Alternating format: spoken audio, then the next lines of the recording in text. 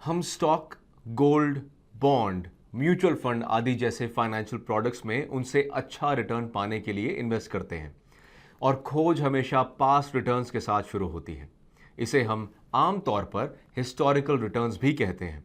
इसलिए उदाहरण के लिए मान लें मैं आपको कहता हूं कि इस म्यूचुअल फंड ने 15% डिलीवर किया है, जिसका फॉलो अप सवाल हो सकता है कि किस साल में। आपको बताता हूं कि यह पिछले साल का रिटर्न है। अब आप जानते हैं कि केवल यह जानकारी आपके लिए फैसला लेने के लिए पर्याप्त नहीं हो सकती है। वास्तव में आपको कई वर्षों में और अलग अलग सिचुएशंस में, जिनमें कुछ आउटलायर मोमेंट्स को इग्नोर करना शामिल है, कि रिटर्न को देखने की जरूरत है। इफेक्टिवली आपको रिटर्न के 3 टाइप्स पर गौर करने की जरूरत है: एनुअल रिटर्न, ट्रेलिंग रिटर्न और रोलिंग रिटर्न। इसलिए इस वीडियो में हम इन तीनों रिटर्न्स में से प्रत्येक के प्रकार तथा उनके क्या अर्थ हैं, किस प्रकार उन्हें कैलकुलेट किया जाता है, उनकी सीमाएं और किस अवसर के लिए आपको क्या चुनना चाहिए सहित सबको समझने का प्रयास करेंगे। तो आइए शुरू करते हैं।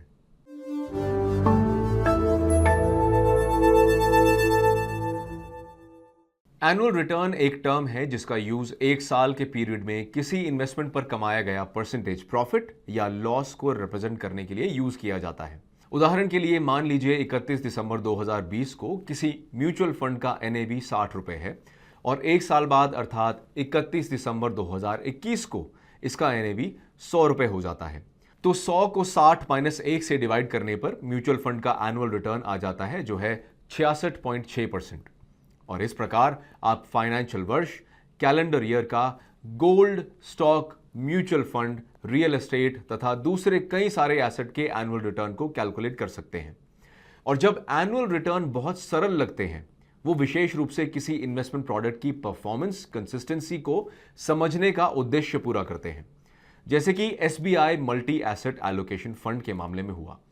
एनुअल रिटर्न की इस ग्राफिकल प्रेजेंटेशन ने दर्शाया कि 2018 को छोड़कर इस स्टॉक ने किसी क्लॉकवर्क की तरह हिस्टोरिकली 10 से 15% डिलीवर किया है। इसी अप्रोच को इस बेंचमार्क के ईयरली रिटर्न्स के मुकाबले किसी स्कीम या पोर्टफोलियो के एनुअल परफॉर्मेंस को मेजर करने पर लागू किया जा सकता है। उदाहरण के लिए यहां ET money genius high growth portfolio का एक परफॉर्मेंस स्क्रीनशॉट है। जैसा कि इसके बेंचमार्क, जो कि फ्लेक्सी कैप फंड के कैटेगरी एवरेज से कंपेयर किया गया है, हम यहां देखते हैं कि जीनियस हाई ग्रोथ पोर्टफोलियो ने एवरेज फ्लेक्सी कैप फंड को ज्यादातर वर्षों में कम से कम 4% और कुछ वर्षों में 20% से भी पीछे छोड़ दिया है। ये नंबर डेली बेसिस पर चेंज होते हैं और आप किसी भी समय ईटी मनी ऐप पर अपडेटेड नंबर को एक्सेस कर सकते हैं। अब जबकि एनुअल रिटर्न आपको एक क्लियर स्टार्ट देते हैं कि कहां देखना है और किसके साथ इसकी तुलना करनी है, इसमें एक सीरियस लिमिटेशन भी है। आप देखें कि जब कोई केवल एनुअल रिटर्न को देख रहा होता है, एक बड़ी संभावना इसके प्रति पैदा रीसेंट बायस से प्रभावित हो जाने की होती है, जिसके कारण इन्वेस्टर एक खास समय अवधि के रिजल्ट की सीरीज की तुलना में नियर टर्म रिजल्ट को अधिक वेटेज दे देता है। आइए एक क्विक स्केच के जरिए इस पॉइंट को बेहतर ढंग से समझें। अब यहां नोटिस करें कि मार्च 2020 में कोविड इंड्यूस्ड क्रैश के कारण फंड ए, जो कि ब्लू में दिखाया गया है, उतना नहीं गिरा जितना फंड बी गिरा, जो रेड में दिखाया जा रहा है। नंबर्स में फंड ए में केवल 20% की गिरावट आई, जबकि फंड बी में 35% की तेज गिरावट आई। और उसके एक साल बाद यानी अप्रैल 2020 से मार्च 2021 के दौरान फंड ए का एनएवी 50% बढ़ा, जबकि फंड बी का एनएवी 75% बढ़ा। अब एक एमेच्योर इन्वेस्टर पिछले एक वर्ष के एनुअल रिटर्न को देखकर यह कंक्लूड कर सकता है कि फंड ए एक खराब परफॉर्म करने वाला है, लेकिन जब कोई पूरे 14 महीने के पीरियड को देखता है तो यह स्पष्ट हो जाता है कि वास्तव में फंड बी का रिकॉर्ड ज्यादा खराब था। एसेंशियली यह फैक्ट कि फंड ए फंड बी के मुकाबले कम गिरा ने इन्वेस्टर के दिमाग में यह स्टैटिस्टिकल डिस्टॉर्शन पैदा कर दिया, जो एनुअल रिटर्न का यूज करते समय शायद सबसे बड़ा कंसर्न है।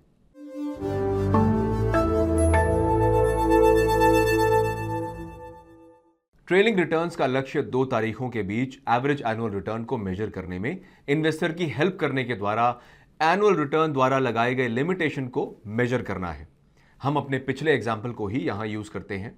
तो हमारे फंड का एनएवी 31 दिसंबर 2020 तथा 31 दिसंबर 2021 को 60 रुपए तथा 100 रुपए था। अब इसमें कुछ और नंबर जोड़ दें, विशेष रूप से जो इसी फंड का एनएवी 31 दिसंबर 2017, 18 और 19 को था। तो अब हमारे पास विचार करने के लिए 4 कंप्लीटेड वर्ष हैं और ट्रेलिंग रिटर्न्स को पाने का इजी रूल यही है कि बीच में मौजूद हर चीज को इग्नोर कर दिया जाए। दूसरे शब्दों में हम ट्रांजैक्शन में केवल पहले और अंतिम पॉइंट पर विचार करते हैं, जो हमारे एग्जाम्पल में 30 रुपए और 100 रुपए आता है, जो 31 दिसंबर 2017 और 31 दिसंबर 2021 के एनएवी थे।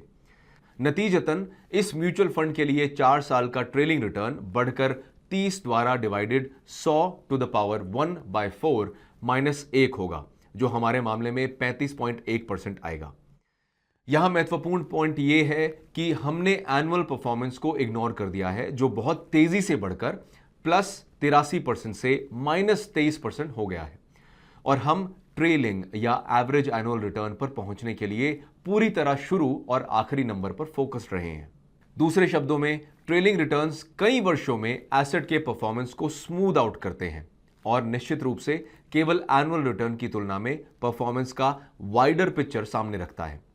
यही वजह है कि हमारा जीनियस पोर्टफोलियो ध्यान रखता है कि हमारे इन्वेस्टर्स को न केवल कई वर्षों का ट्रेलिंग रिटर्न दिखाए, बल्कि उन्हें बेंचमार्क के ट्रेलिंग रिटर्न्स के साथ तुलना करने में हेल्प करे।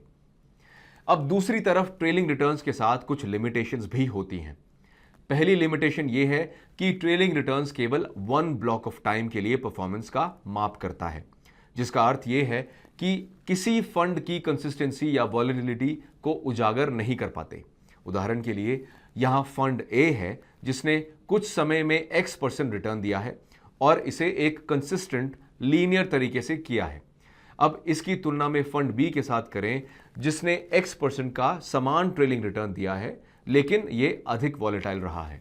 इसलिए जहां रिजल्ट समान है, दोनों फंड्स द्वारा लिया गया रास्ता अलग है, जो ऐसी बात है जिसे ट्रेलिंग रिटर्न्स कैप्चर या रिपोर्ट करने में फेल हो जाता है। इसका यह भी अर्थ है कि जहां तक ट्रेलिंग रिटर्न्स की बात है, तो लक या टाइमिंग की भी भूमिका हो सकती है, जो रियलिटी में चीजों को डिफिकल्ट बना देती है जब हम रीसेंसी बायस इसमें जोड़ देते हैं।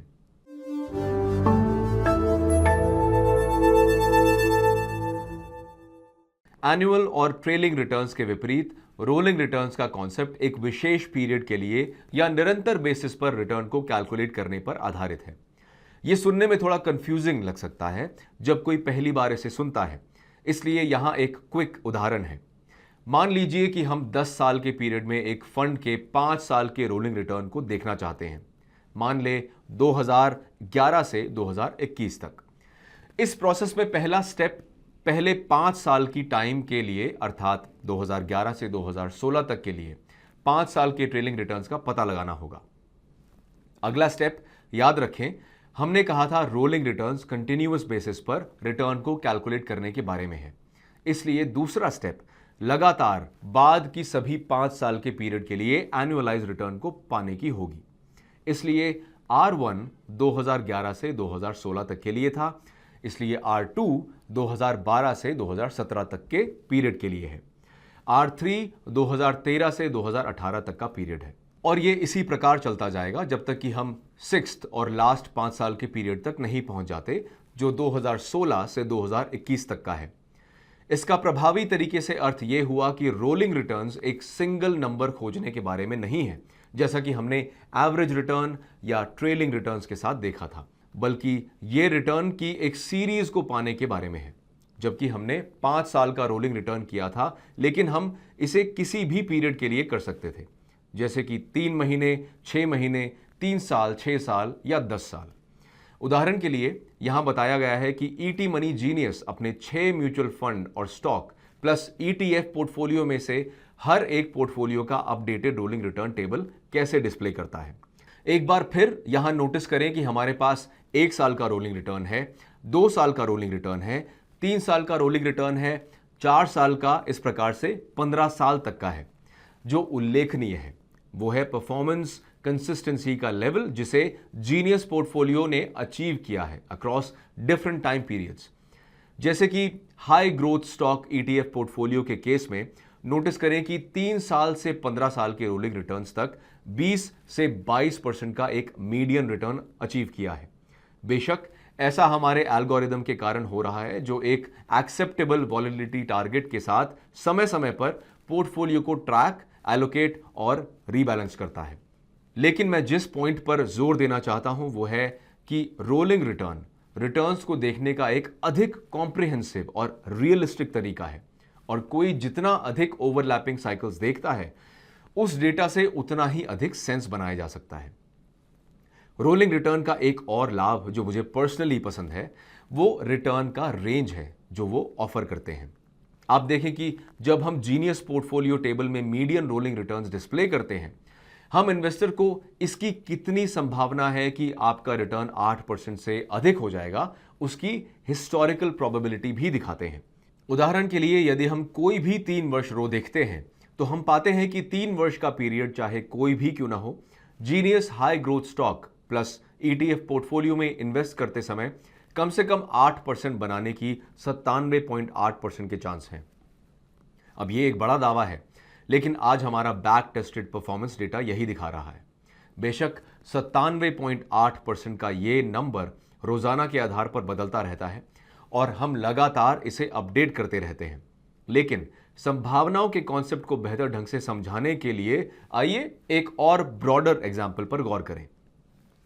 यहां यह टेबल निफ्टी 500 इंडेक्स में कैपिटल इन्वेस्ट करते समय रिटर्न का एक निश्चित परसेंट अर्न करने की संभावना दर्शाता है। उदाहरण के लिए जब कोई स्टॉक मार्केट में 15 सालों तक इन्वेस्टेड रहता है तो चाहे आप जिस टाइम इसमें प्रवेश करते हैं, हिस्टोरिकली सालाना कम से कम 12% कमाई करने के 90% चांस रहते हैं। अब ये एक स्ट्रॉन्ग इंफॉर्मेशन है और इस प्रकार के डेटा के साथ कोई इन्वेस्टर मार्केट साइकिल को बेहतर तरीके से विजुअलाइज कर सकता है और साथ ही किसी इंडेक्स, फंड या अपने खुद के पोर्टफोलियो से अपनी एक्सपेक्टेशंस को भी मैनेज कर सकता है। नेट रोलिंग रिटर्न्स की परफॉर्मेंस की समय समय पर जांच करने के द्वारा बायस इसको दूर रखा जा सकता है, जो उसके बाद वेरिएशंस को नॉर्मलाइज करने में हेल्प करता है। और अगर कोई एक लिमिटेशन है जिसे मैं रोलिंग रिटर्न्स के संबंध में कह सकता हूं तो यह है कि यह कॉन्सेप्ट अपने आप में रिलेटिवली कॉम्प्लेक्स है और इसे क्विकली कंप्यूट करने का कोई क्लियर कट फॉर्मूला नहीं है।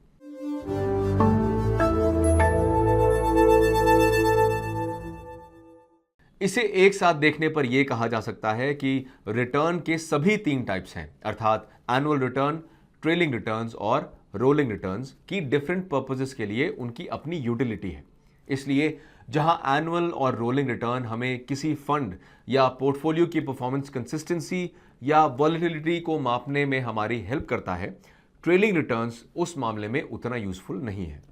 बहरहाल ट्रेलिंग रिटर्न्स निश्चित रूप से इन्वेस्टर को रिटर्न पर कंपाउंडिंग इफेक्ट को दर्शाने में अपना रोल प्ले करता है। कुल मिलाकर यह कंक्लूड करना उचित होगा कि ऐसा कोई सिंगल टाइप का रिटर्न नहीं है जिसे किसी इन्वेस्टर के लिए इंक्वायरी या ट्रैकिंग का सोल फोकस होना चाहिए। वास्तव में केवल एक टाइप के रिटर्न पर नैरोली फोकस करने से आप बिग पिक्चर गवा सकते हैं और हमने इसे इस वीडियो में कुछ उदाहरणों के साथ समझाया है। इसलिए समझदार बने और एनुअल, ट्रेलिंग और रोलिंग रिटर्न्स पर विचार करें जब आप इन्वेस्टमेंट के बारे में फैसला लेने वाले हों।